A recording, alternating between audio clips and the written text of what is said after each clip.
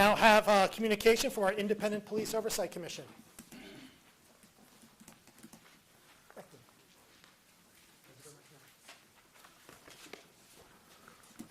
Good evening. My name is Mashad Evans. I serve as the senior pastor of Bethel African Methodist Episcopal Church here in Ann Arbor, which for 163 years has served this community in some awesome ways, and I'm privileged to serve as its leader. I also serve on the Independent Community Police Oversight Commission, and I bring this update at this time.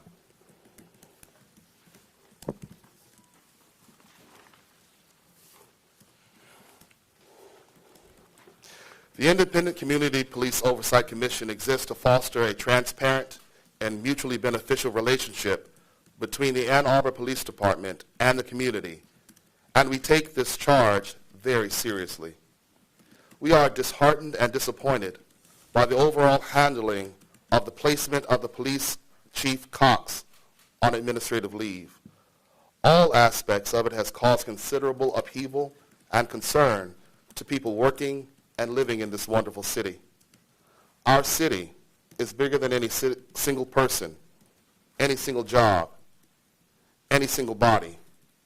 Ann Arbor is not defined by the mayor, the city administrator, the police chief, city council members, or even this commission.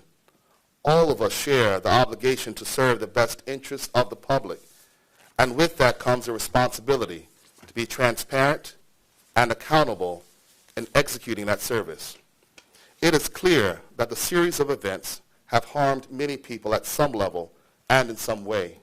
So as we move forward, we call upon all parties, including ourselves and community members, to take thoughtful and constructive actions to repair the harm that has been done by these events.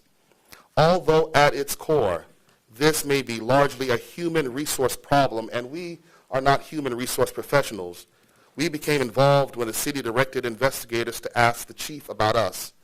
No investigators spoke to us, and we were not permitted to speak to them, although we are referenced in the final investigative report. Should we have been involved in the review of the alleged misconduct with the department?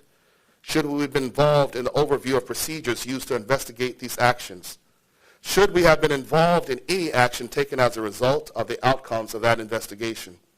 These questions remain unanswered, even though the ordinance, which was passed by this council, indicates that we have that legitimate role.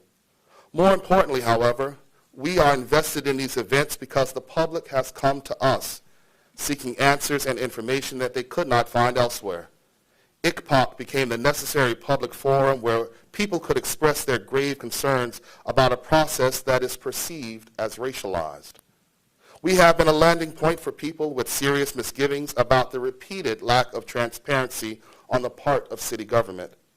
The tragedy is that many of these events that ostensibly warranted an investigation could have been prevented and remedied by an effectual HR department. However, our city government and our community were already reeling from the deficiencies within the HR department due to the impact of Robin Wilkerson's toxic leadership and her overdue firing.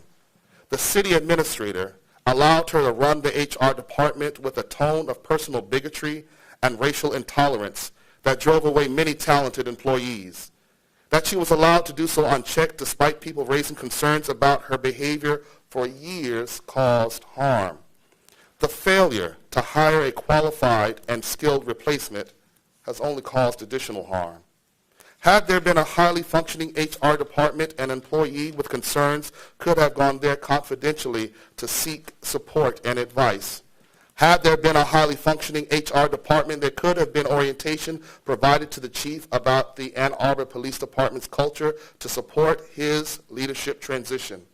Had there been a highly functioning independent HR department, they might have been able to weigh in on the potential harm caused by the way the city administrator chose to handle this very matter.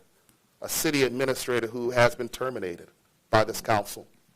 The absence of these vital HR functions undermined opportunities to achieve fair and equitable outcomes and allowed for personal agendas across the police department and throughout the city administrator to rise up unchecked.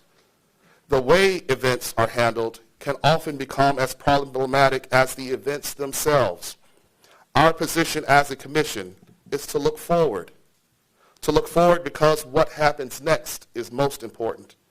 There is an opportunity to learn and to heal from the wounds within the situation, city administration, and the city council, and most significantly between all these entities and the community.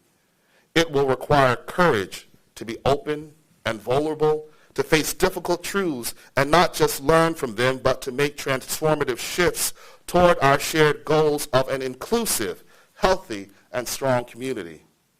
We need you to be brave, as we need to be brave ourselves to set aside political agendas and get to work to remedy the harms that have been caused here. Michael Cox was chosen to lead our police department because his policing experiences and values aligned with our goals as a community. Therefore, we urge all parties to collaborate to support the chief such that our community can achieve equitable policing in Ann Arbor with the healthiest and highest functioning police department. We support the police department and those who serve. But as members of this community, we also call all of us into account. It is imperative that we be able to work through our differences as a city even when we do not agree. Community trust, already weak in many areas, has clearly been damaged by this process. Community trust can and must be built on a foundation created with open and transparent dialogue. We need to unite in our ability to work through those differences together, to find a way forward.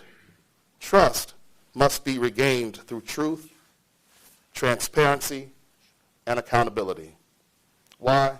Because this great city of Ann Arbor deserves nothing less. Thank you.